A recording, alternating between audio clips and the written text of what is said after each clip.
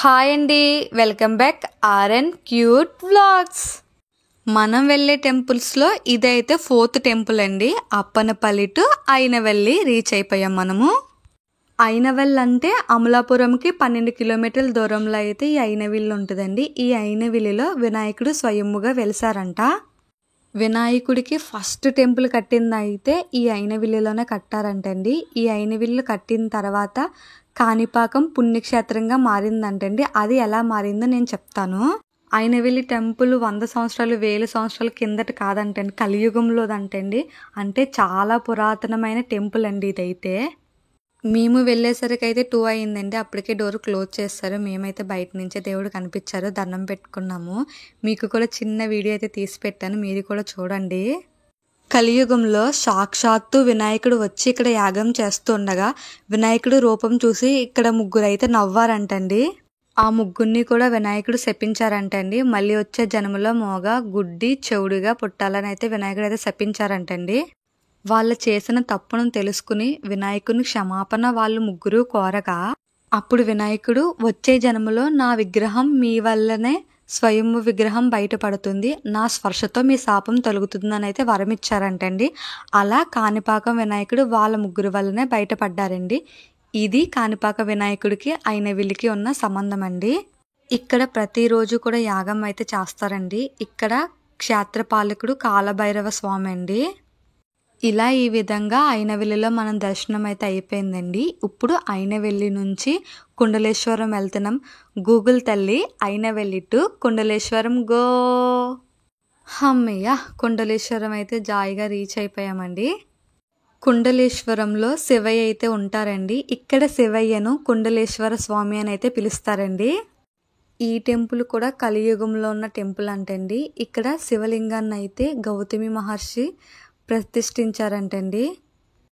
ఇదైతే గౌతమి గోదావరి పుష్కర ఘాట్ అండి. ఇక్కడ స్నానం చేసి అయితే మనము కుండలేశ్వర స్వామిని అయితే దర్శనం చేసుకోవాలంటండి. మేమైతే స్నానం చేయడానికి అవ్వదు కాబట్టి నెత్తి మీద 3 సార్లు నీళ్లు చల్లుకుని గోదావరి తల్లికి నమస్కరించుకుని కుండలేశ్వరం అయితే బయలుదేరామండి. పుష్కర ఘాట్కి కుండలేశ్వరంకి కూడా ఒక 2 కిలోమీటర్ల దూరం అయితే ఉందండి. కుండలేశ్వరాన్ని దక్షిణ కాశీ అని కూడా పిలుస్తారంటండి.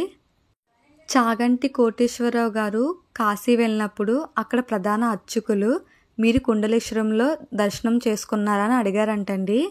అప్పుడు కోటేశ్వరరావు గారు కుండలేశ్వరమా మేము చేసుకోలేదని చెప్తే అదేంటయ్యా, మేము కాశీ నుంచి కుండలేశ్వరం స్వామివారి దర్శనానికి వస్తాము, మీరు అక్కడి నుంచి వచ్చి కాశీకి వచ్చారు, అక్కడ దర్శనం చేసుకోకుండా వచ్చారా అని అయితే అడిగారండి. ఫస్ట్ కుండలేశ్వరంలో దర్శనం చేసుకున్న తర్వాతనే కాశీలో దర్శనం అయితే చేసుకోవాలంటండి.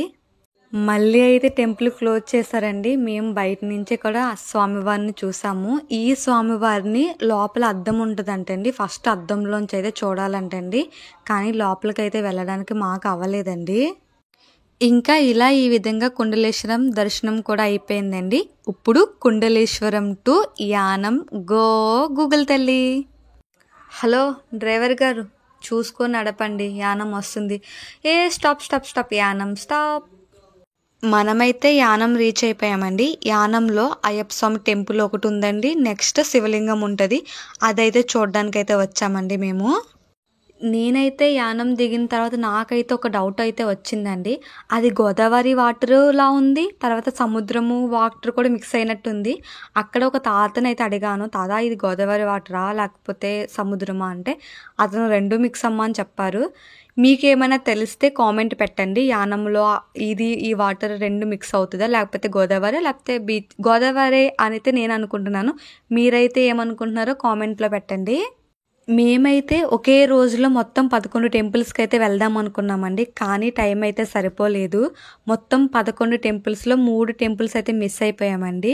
అది ఒకటి వచ్చేసి బిక్కవోలు వినాయకుడు టెంపుల్ ఒకటి, నెక్స్ట్ గొల్లల మామిడాడ అక్కడ రాముల వారు ఉంటారంటండి, అది కూడా మిస్ అయిపోయాము. నెక్స్ట్ ఇంకొకటి వచ్చేసి రంగనాయకపురం. ఆ 3 ఊర్లు అయితే మిస్ అయిపోయామండి.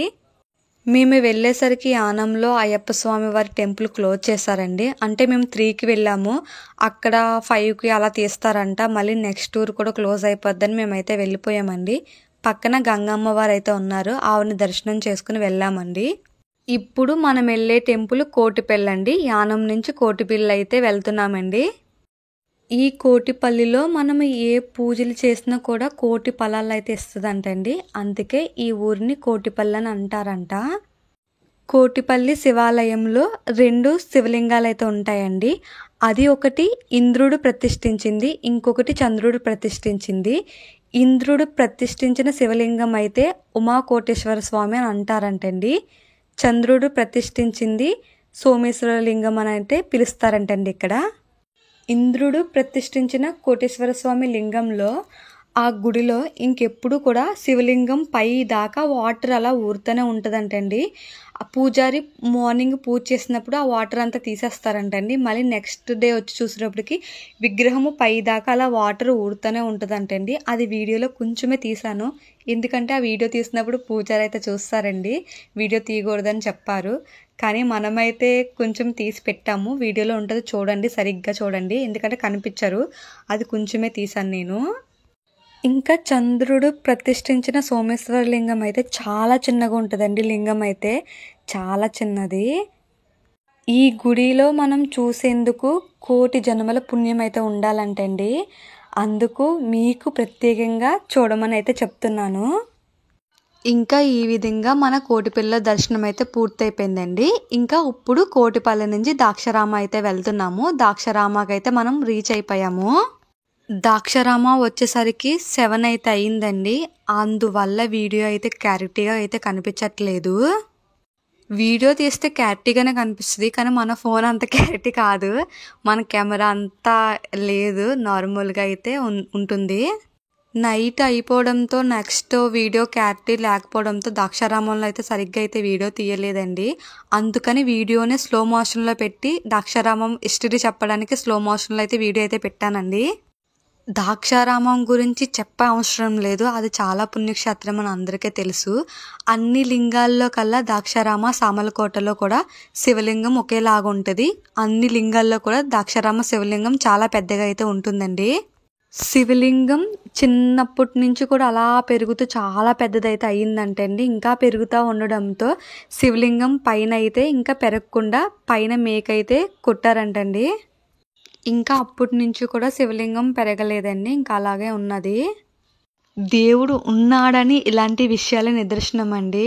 ఇది దేవుడు మహిమ కాబట్టి అంత పెద్ద విగ్రహం ఎలా అవుతుంది, మళ్ళీ తర్వాత అది మేక కొట్టిన తర్వాత అది ఎలా ఆఫ్ అయిపోద్ది. ఓం నమో శివాయ. దర్శనానికైతే ఇలా ఈ విధంగా ఇక్కడి నుంచి అయితే వెళ్ళాలండి, కానీ ఫోన్ ఎలా ఉండదు కాబట్టి లోపలైతే తీయలేము. ఇలా ఈ విధంగా ద్రాక్షారామంలో దర్శనం కూడా అయిపోయిందండి. ఇంకా 3 టెంపుల్ ముయ్యడంతో ఇంకా సామలకోట అయితే వెళ్ళిపోతున్నాము. ద్రాక్షారామ టు సామలకోట కూడా రీచ్ అయిపోయామండి మేము వెళ్ళేసరికి 9:30 అయితే అయిందండి. సామలకోటలో కూడా దర్శనం క్లోజ్ చేసేస్తున్నారు, టెంపుల్ క్లోజ్ చేసేస్తున్నారు. ఇంకా మేము అందరం స్పీడ్గా వెళ్ళేసి దర్శనం అయితే చేసేసుకున్నామండి. ఇంకా వీడియో అయితే తీయలేదు ఈ టెన్షన్లోన. ఇంకా సామలకోటలో దర్శనం కూడా అయిపోయిందండి. ఈ కార్తీక మాసంలో మేము చేసిన దర్శనాలు, పుణ్యక్షేత్రాల దర్శనాలు మొత్తం కూడా అయిపోయినాయండి. మన కార్తీక మాసం ట్రిప్ అయితే ఇలా ఈ విధంగా పూర్తయిందండి. ఈ వీడియో మీకు కూడా యూజ్ అవుతుందని నేను అనుకుంటున్నాను. ఇంకా మన వీడియో అయితే అయిపోయిందండి. ఓకే అండి, బాయ్ అండి. మన వీడియో ఎలా ఉందనేసి కామెంట్లో